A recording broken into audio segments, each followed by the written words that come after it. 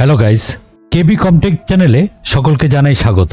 এই ভিডিওতে আমরা auto updated drop down list নিয়ে আলোচনা করব।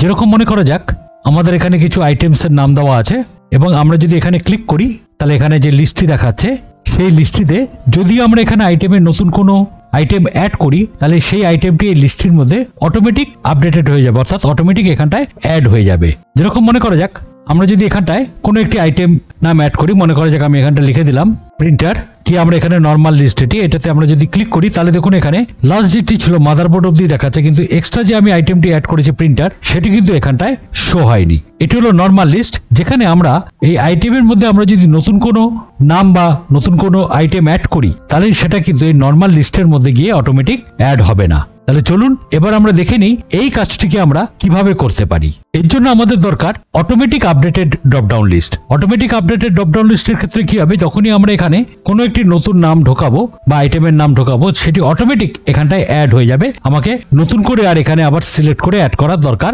লাগবে না। তাহলে চলুন এবার আমরা দেখে নিই এই লিস্টটি অর্থাৎ অটো আপডেটেড লিস্টটি কিভাবে তৈরি করা যেতে পারে।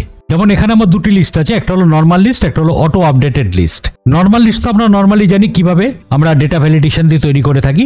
ডেটা ভ্যালিডেশন দিয়ে কিভাবে লিস্ট তৈরি করা হয় সেগুলো যদি আপনারা না জেনে থাকেন তাহলে অবশ্যই আই বাটন অথবা ডেসক্রিপশন বক্সের ড্রপ ডাউন লিস্ট বানানোর যে ভিডিওটি আছে সেটিতে ক্লিক করে দেখে নিতে পারেন। তাহলে এবার আমরা চলে আসি auto updated drop down list আমরা কি করে বানাবো। তার জন্য আমাদের প্রথমে কি করতে হবে, এখানে যে আইটেমের নামগুলো আছে এটা যেরকম নর্মাল লিস্টে করা আছে, প্রথমে আমরা কি করলাম এই পুরো জায়গাটিকে সিলেক্ট করে নিলাম। সিলেক্ট করে নেওয়ার পর এবার আমাদের কি করতে হবে, এই জায়গা থেকে আমাকে টেবিলে কনভার্ট করতে হবে। তার জন্য আমরা কি করতে পারি, আমরা এখানে ইনসার্ট ট্যাবে যেতে পারি, গিয়ে এখান থেকে আমরা টেবিলে কনভার্ট করে দিতে পারি, অথবা আমরা কিবোর্ড থেকে শর্টকাট কি প্রেস করতে পারি control T. Control T press করলে দেখুন এখানে ক্রিয়েট টেবিল ডায়ালগ বক্সে চলে আসছে। এখান থেকে আমরা যদি ওকে করে দিই আর এখানে দেখুন মাই টেবিল হ্যাজ হেডার, এখানে টিক চিহ্ন দেওয়া আছে, অর্থাৎ আপনি যে জায়গাটি সিলেক্ট করেছেন তার যদি কোনো হেডার পোর্শন থাকে, যেরকম এখানে আইটেমস আছে আমাদের হেডার পোর্শন, সেরকম যদি হেডার থাকে তাহলে এখানে টিক চিহ্ন দিয়ে রাখতে হবে, যদি হেডার না থাকে তাহলে এখান থেকে টিকটিকে সরিয়ে দিলে হবে। যেহেতু আমাদের এখানে হেডার দেওয়া আছে তাই জন্য আমি টিকটি রেখে দিলাম, জাস্ট আমরা এখানে ওকেতে ক্লিক করে দিলাম, তাহলে এটি একটি টেবিলে কনভার্ট হয়ে গেল। এবার এই টেবিলটিকে আমরা যদি আবার আগের অবস্থায় নিয়ে আসতে চাই, অর্থাৎ কালারটিকে যদি চেঞ্জ করতে চাই তাহলে আমরা এখানে টেবিলটিকে সিলেক্ট করলাম, টেবিল ডিজাইনে গেলাম, এখান থেকে আমরা এখানে ড্রপ ডাউন অ্যারোতে ক্লিক করলাম, করে একদম প্রথমটিকে নিয়ে নিলাম, তাহলে নর্মাল যে অবস্থা ছিল সেই অবস্থায় রয়ে গেল, কিন্তু টেবিলটি রয়েছে। এইবার আমরা এখান থেকে অটো আপডেটেড লিস্ট বানাবো। তার জন্য আমরা এখানটায় ক্লিক করলাম, করে এখান থেকে ডেটাতে চলে গেলাম, ডেটা থেকে চলে গেলাম ডেটা ভ্যালিডেশন, এবার আবার এখান থেকে ডেটা ভ্যালিডেশন, এবার অ্যালাউতে গিয়ে আমরা এখানে বলে দিলাম লিস্ট, আর সোর্সে গিয়ে আমরা এখানে কি করলাম এই পুরো জায়গাটিকে আমরা সিলেক্ট করে দিলাম। সিলেক্ট করে দেওয়ার পর আমরা যদি এখানে ওকেতে ক্লিক করি তাহলে এবার যদি আমি এখানে ক্লিক করি তাহলে দেখুন এখানে যে অবধি লিস্টটি আছে